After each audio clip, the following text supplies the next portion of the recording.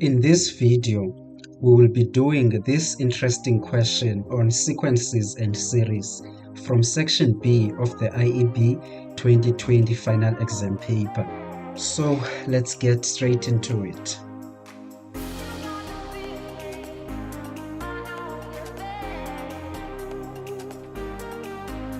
In the first part of this question, we are asked to determine the smallest value of k for which this inequality is true, such that k is an element of integers. At first glance, this problem may seem intimidating, but we can actually break it down into simpler steps. So let's start by focusing on the inequality. In this inequality here, we have got two sums of sequences which are represented by each of the sigma notations. And we also notice that k is part of the first sigma notation. So the first thing that we can do to work out this question is we can expand each of these sigma notations and also evaluate their values. For the first sigma notation, we need to note that the start index is I is equal to 1 and the end index is infinity. In other words, the start index is also called the lower bound and the end index is also called the upper bound. But so basically, this is showing us that here, this is a sum of some certain terms which are defined by the expression that is written in front of the sigma notation. And we are summing these terms starting from I is equal to 1 up to I equal to infinity. So in other words, this is just simply a sum to infinity of a certain sequence, which is defined by k over 2 to the power of I. So we can say that this sigma notation here is just for a sum to infinity. And we can actually expand this sigma notation as follows. The first term is going to be k divided by 2 to the power of 1, which is obviously just 2, plus the second term, which would be given by k divided by 2 to the power of 2, plus the third term, which would be k divided by 2 to the power of 3, and we can also show the fourth term, which would be k divided by 2 to the power of 4, plus and so on. So this continues up until we reach infinity. And so now, before you do anything here, you can make some conclusions about this series. The first hint is from the fact that this is a sum to infinity. So we know that we can only be able to evaluate a sum to infinity if we are dealing with a convergent geometric series. This series here has to be a convergent geometric series because that is the only type of series whereby we can be able to evaluate the sum to infinity. Okay? And we can actually prove this because we know that if we have a geometric series, then we must have a constant ratio R. And we know that we can find the constant ratio by taking the second term and divide it by term 1. And this must also be equal to what we get if we take, for instance, the third term and divide it by term number 2. So R is equal to k over 2 to the power of 2. And now for convenience, I'll use this division sign. And so we are dividing that term by term 1, which is k over 2. And so when you are dividing two fractions, what you can do is you can take the first fraction as it is, and then you change the division sign into a multiplication sign, and then you invert the second fraction such that what was the denominator becomes the numerator, and what was the numerator becomes a denominator. So we will multiply by 2 over k. And after doing this, you'll see that k cancels with this k, and then you are left with 2 divided by 2 squared. Now, this will be equal to 2 divided by 4, because 2 squared is equal to 4, and therefore r is 1 over 2. But in order for us to prove that indeed we have a constant ratio, we need to also use a different set of terms to calculate this r. So for the second set of terms, we'll use term 3 and term 2 as we had already shown here.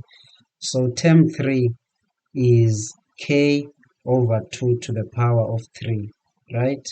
And so we are dividing it by term 2, which is k over 2 to the power of 2.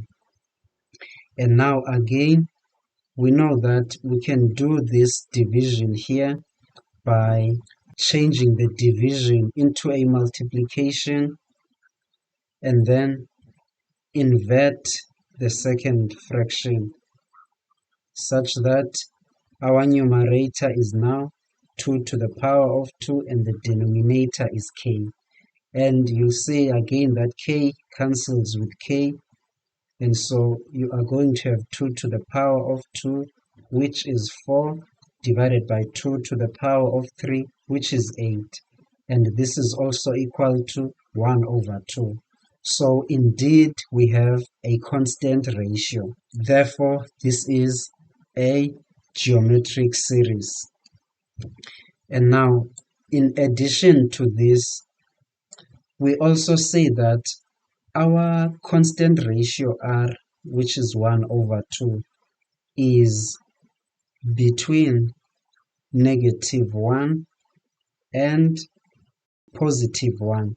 And therefore, this means that we have a convergent series. Okay, so we have proven both of our claims that we made initially. And now, in addition to that, we can also say that the first value of this series, a, is equal to k over 2.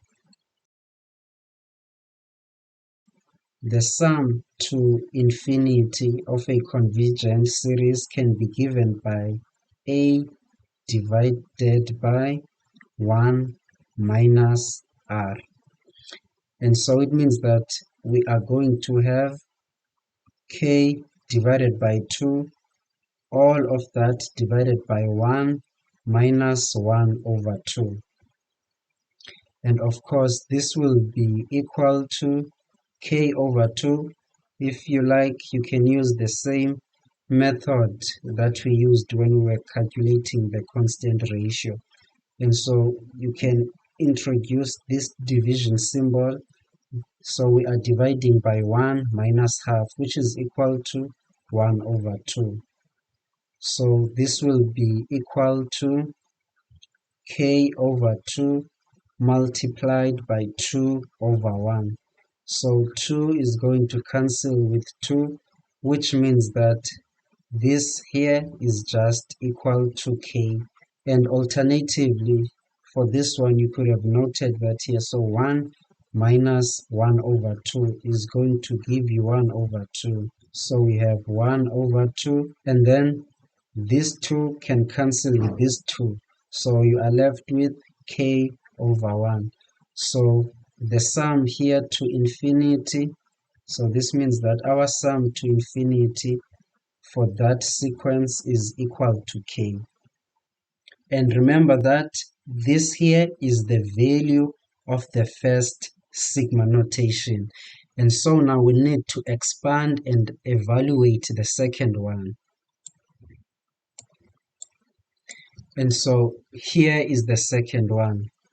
For the second one, we see that we have a sum from I is equal to 1 to 10 for a sequence that has a general formula of 2 to the power of 2i. So this means that this sigma notation here is equal to the sum of the first 10 terms of this sequence here.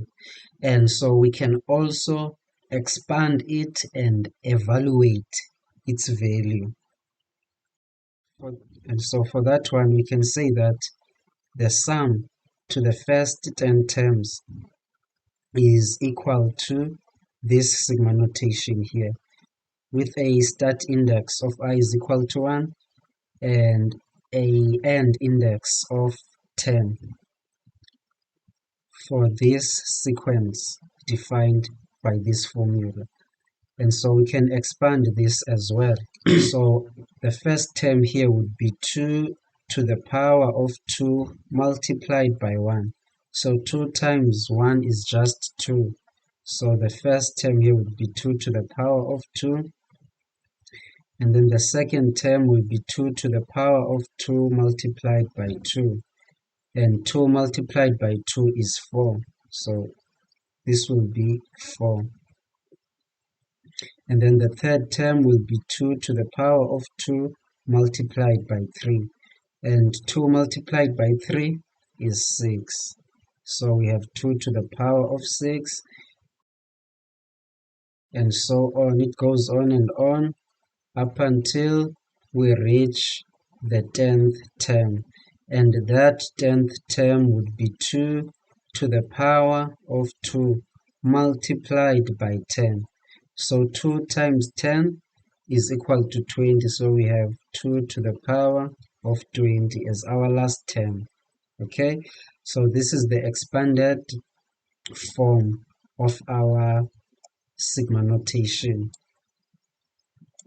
And now again, in order to evaluate the value of this, we need to know what type of a series it is. And looking on the general formula here, it does hint you that this must be a geometric series, because this is how a general formula for geometric series usually look like.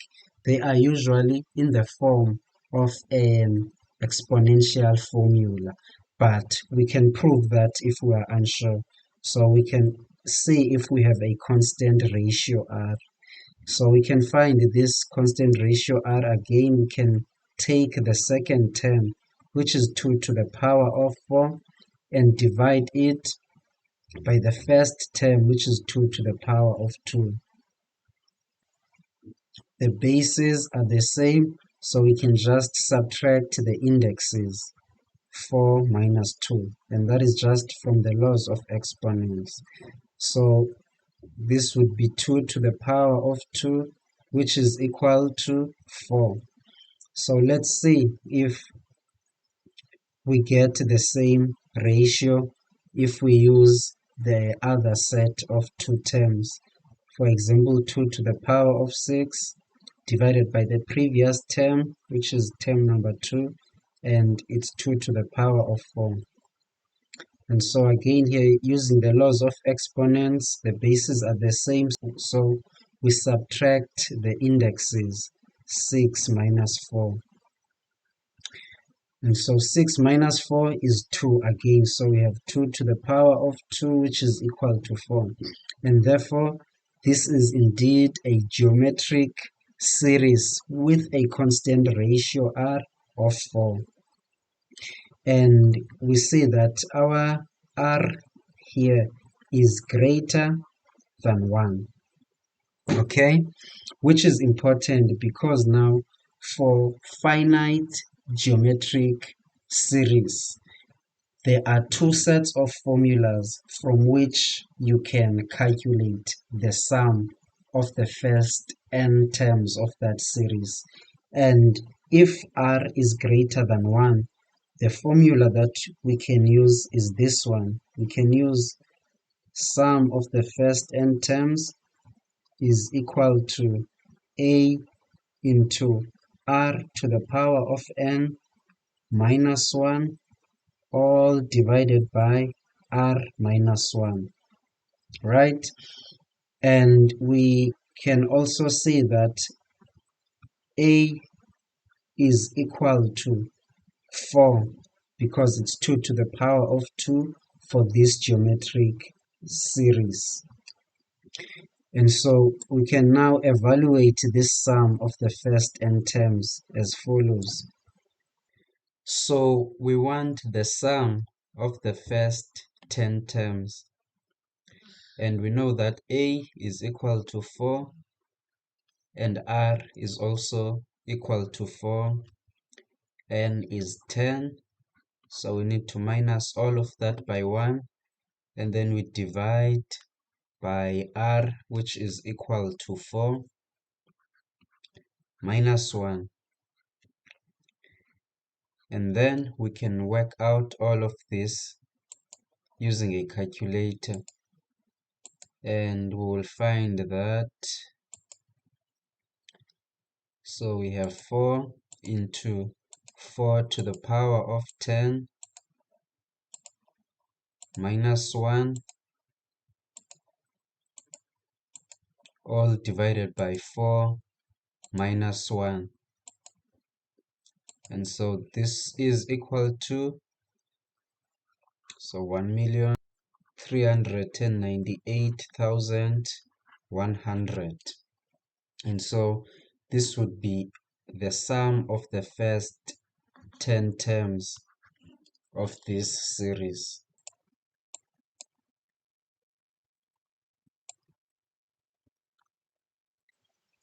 And so this is the inequality that we are trying to solve.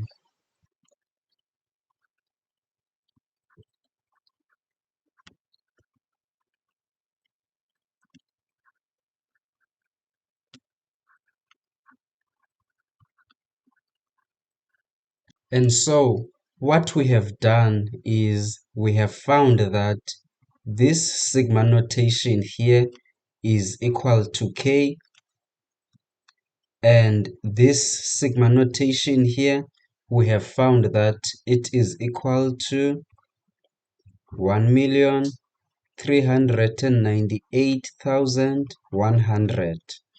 And so this should be greater than 1 million. And therefore we can just carry down k and then take this number to the right hand side of the inequality. So we are going to have 1 million minus 1,398,100. Okay, and therefore it means that k is going to be greater than negative 398,100, because that's what you get if you subtract 1,398,100 from 1 million. And so we can also present this solution in a number line as follows.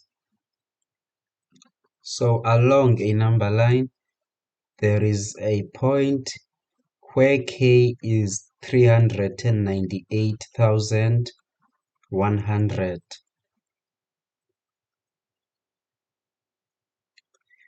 And now our solution is k is greater than negative 398,100. So we can show greater than by an arrow that is going towards positive infinity. So this is the solution of this inequality. But now let's preview again what the question was actually asking us. So we were being asked here to determine the smallest value of k. So it must be the smallest possible value of k for which this inequality is true. Okay, so in other words, we want a value of k such that this inequality is going to be greater than 1 million, and it will be a smallest possible value of k such that k is an integer.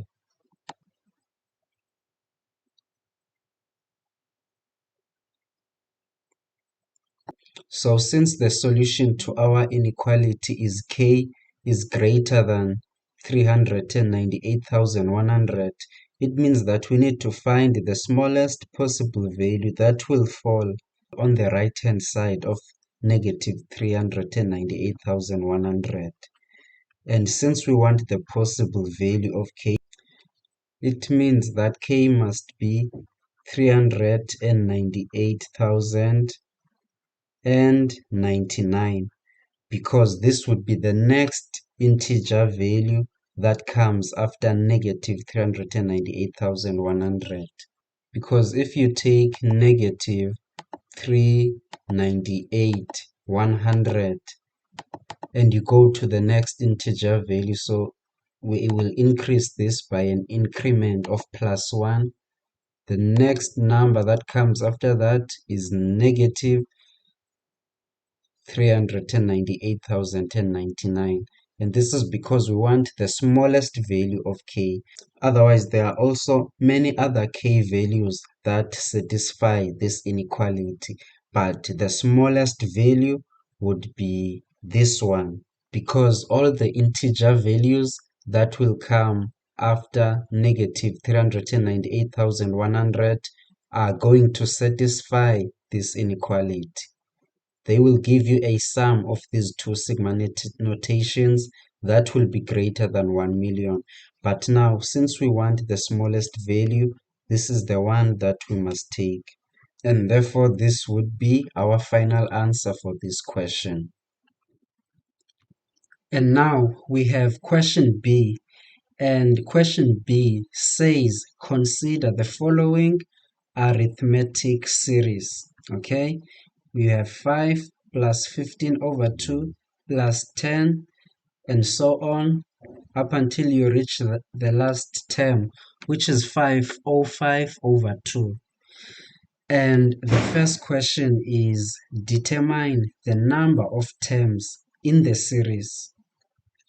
And so for this series, we know that this is the first term, this is the second term, this is the third term, and this here is the last term, L. But we want to know whether how many terms in total are here. So we want to know basically the n value of this term here. And we can achieve that by using the formula for the general term of arithmetic sequences, which is Tn is equal to A plus into n minus 1 multiplied by d. And so it means that we need to find the value of A and also the value of d. And then for Tn, we are going to substitute in the value of the last term, because if we know the nth value of the last term, we know the total number of terms in this series. So let's start by finding the value of d, because we know that a is the first term and it will be equal to 5. And we can find d by working out the difference between term number 2 and term number 1.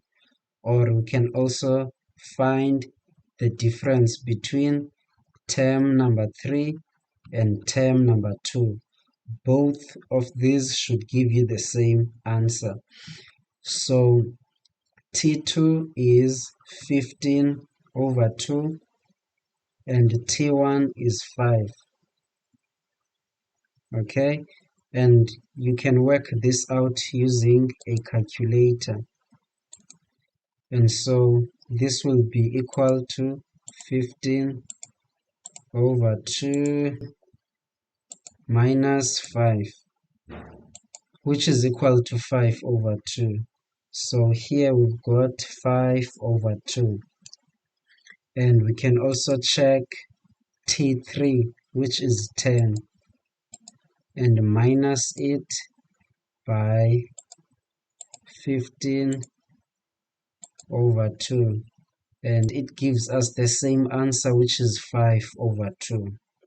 So 5/2 is the common difference. And now we can just substitute in all the values.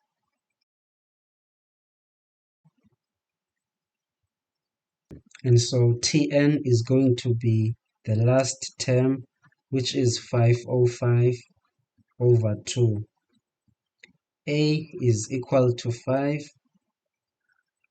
plus into n minus 1, and D is 5/2.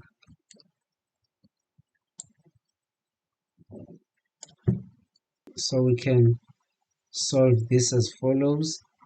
We will carry down 505/2, and then we can transpose the 5 to the left hand side.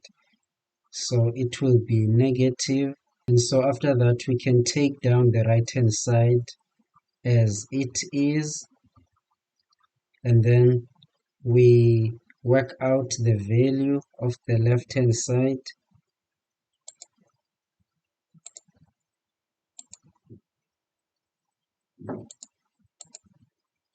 So that will be 505 divided by 2 minus 5, which is equal to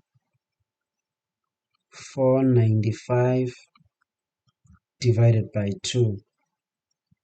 And so this is equal to n minus 1 into 5/2. And so you are probably wondering why am I not expanding the brackets by multiplying by this 5/2? Well, I am avoiding exactly that. What I am going to do is I will just multiply both sides of the equation by 2/5. And so this 5 cancels with this 5, and this 2 cancels with this 2, which means that on the right hand side we are only left with n minus 1, and then on this side this 2 will cancel with this 2, so we will be left with 495/5, and that is because I was avoiding to expand by this 5/2. And so now it means that we can just take this negative 1 here to the left hand side, and so if we do that we are going to have 495. We will have 495 divided by 5 plus 1, which is going to be equal to 100. So that is equal to 100, which is equal to our n value.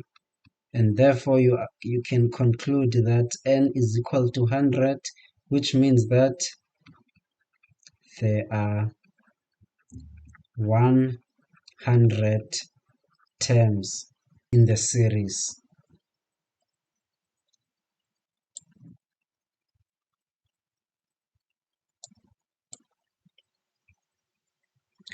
So now let's do number 2, which is also quite a very interesting question here.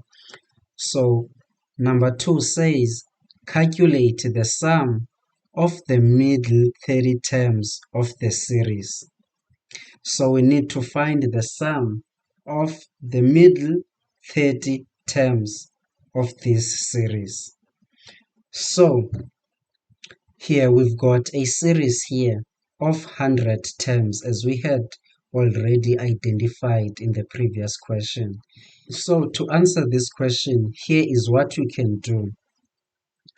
You need to note that we have a total of 100 terms. So from these 100 terms, let us subtract the 30 middle terms that we want to calculate their sum. If we do that, we are going to be left with 70 terms. And after this, we need to take these 70 terms and then divide them by 2.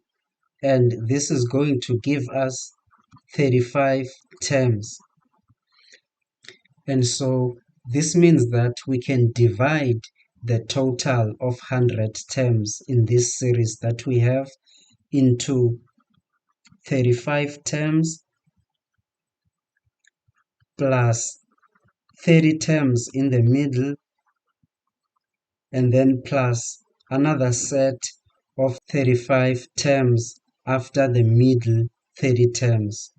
Okay?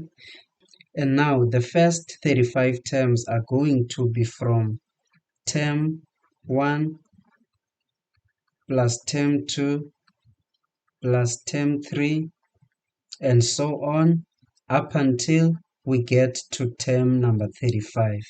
And then after that, we are going to have our middle 30 terms, which are going to start from term number 36 and also the rest of the terms that are there. And then the last term of these 30 terms is going to be given by 35 plus 30, which is equal to 65. And so the last term is going to be term number 65. Okay? And then, not that we are going to use this, but in the last 35 terms would be given by term number 67 up to the last term, which is T100. Okay? But for this question, this is what we are more concerned with, the middle 30 terms. And we need to find their sum.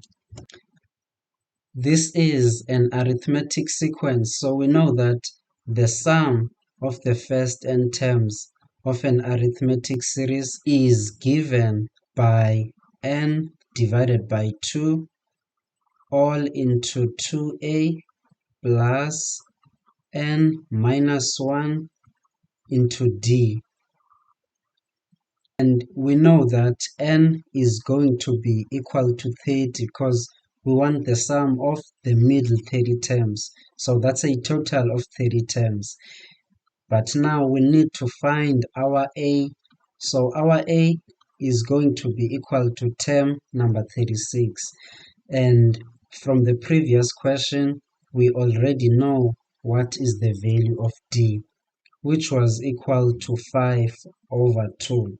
But now, let us find the value of a, which is term number 36. And we can obtain this from the general formula of arithmetic series. So Tn is equal to a plus into n minus 1 multiplied by d. And also note that the a value that I am referring to in this case is going to be the a value of the original arithmetic series, because we want to know the value of term number 36 of this arithmetic series. So a is equal to 5.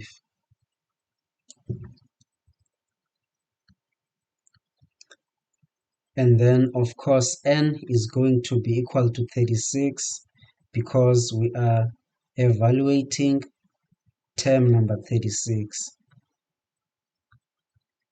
And our constant difference d is 5 over 2.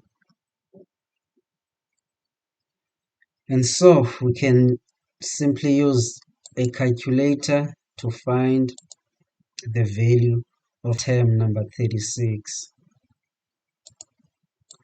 So this will be 5 plus into 36 minus 1 into 5 over 2, which is equal to 185 over 2. So this is the value of term number 36 series. So we are going to have sum for 30 terms because we are evaluating the middle 30 terms, and so n is equal to 30. And now a is going to be 185 over 2 because the middle 30 terms start from term number 36, which has a value of 185 over 2, as we found in the previous calculation, and then plus 30 minus 1 multiplied by our constant difference, which is 5 over 2. And so again, using a calculator, we can evaluate